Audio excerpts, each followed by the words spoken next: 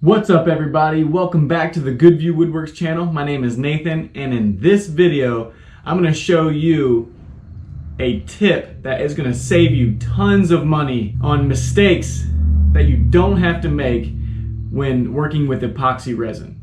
Alright?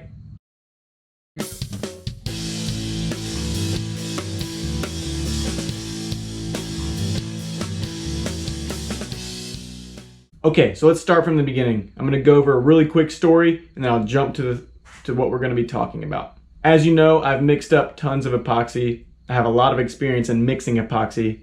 And the other day, I thought that I had a bad batch of epoxy, okay? But come to realize that was not the case.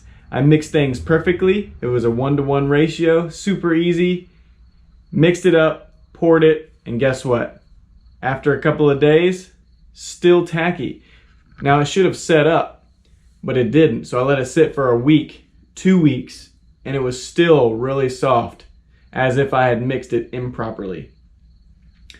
Skip forward, last week I was looking on YouTube at a video, and this guy made a really good point, and I want to share this with you. Check this out, okay?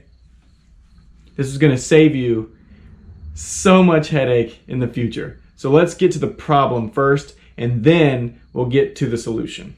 Okay? Okay, here comes the problem. The problem is with mixing cups. Okay? The problem is with mixing cups. Here's the issue. Alright, I don't know if you've seen these types of mixing cups. You can get these from local hardware store or whatever, but check this out. Here comes the problem.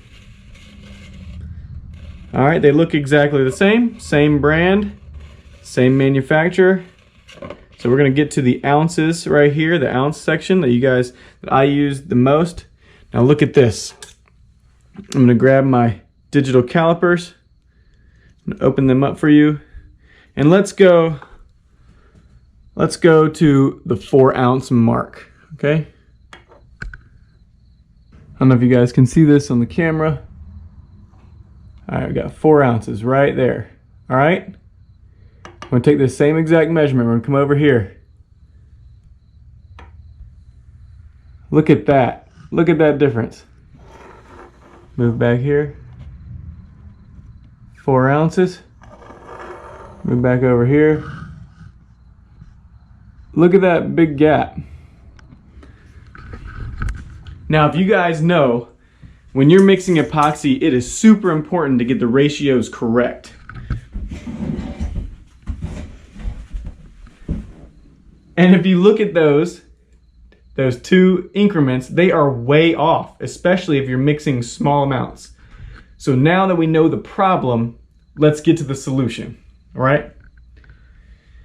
Here's the solution and what I've learned online.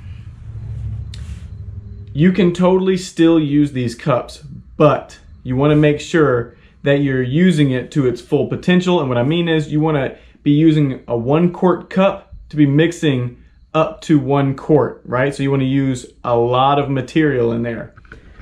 I would recommend only using these cups if you're going to be mixing 16 ounces or more, okay? The reason is if you're mixing 16 ounces or more, you're only going to be off by a little bit, and chances are the epoxy is going to cure fine. I haven't had any other issues in the past when mixing a lot, at least 16 ounces or more. The issue comes in when you mix a small amount of epoxy. So if you're only mixing 4 ounces, 2 and 2, which is what I did, it's going to be off. It's not going to set up. It may set up, but it also may not. We don't want to have that issue. We don't want to be gambling with expensive epoxy, as you guys know. So here's the solution. Use those cups if you're going to be mixing 16 ounces or more. But if you're going to be mixing smaller amounts, use smaller cups. Now on Amazon, I'll post a link that you can get down in the description. You can buy some mixing cups that are in various sizes, and that way, that if the printing is off, it's only going to be off by a minuscule amount, and that will save you tons of headache, tons of money when buying epoxy so you don't have to ruin your project and ruin all that epoxy, right? Okay, so I hope you guys learned something. I totally learned something this week. And if you want to save your friends from making the same exact mistake, share this video and do me a favor. If this is your first time here, consider subscribing. If you haven't, click that subscribe button. Also hit the like button and leave a comment down in the comment section below. Guys, I also want to thank all my patrons over on patreon.com for supporting this channel. Those guys that are supporting this channel help me to provide you with more content, okay?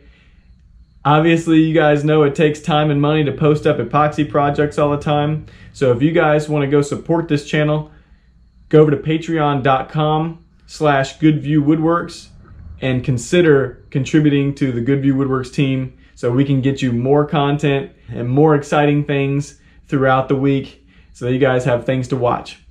Guys, thank you so much. And as always, thanks for hanging out with us.